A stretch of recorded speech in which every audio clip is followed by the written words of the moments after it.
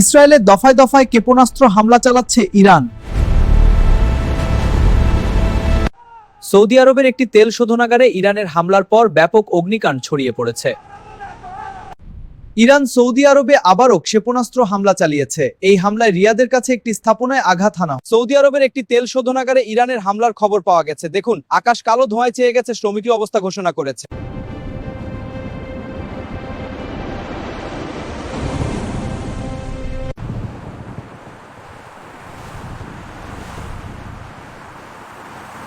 লেবাননে ইসরায়েলের বিমান হামলায় ৩৩ জন নিহত হয়েছে। আফতল উদ্ধারে তৎপরতা আছে, বিস্তারিত জানাচ্ছে আমাদের সংবাদদাতা।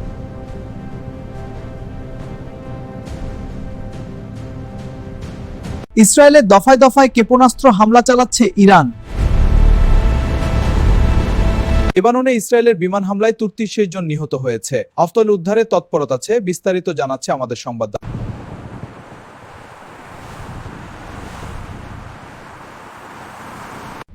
ইরান সৌদি আরবে আবারও ক্ষেপণাস্ত্র হামলা চালিয়েছে। এই হামলায় রিয়াদের কাছে একটি স্থাপনায় আঘাত হানা।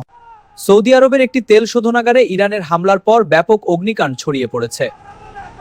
সৌদি আরবের একটি তেল শোধনাগারে ইরানের হামলার খবর পাওয়া গেছে। দেখুন, আকাশ কালো ধোঁয়ায় ছেয়ে গেছে, শ্রমিকী অবস্থা ঘোষণা করেছে।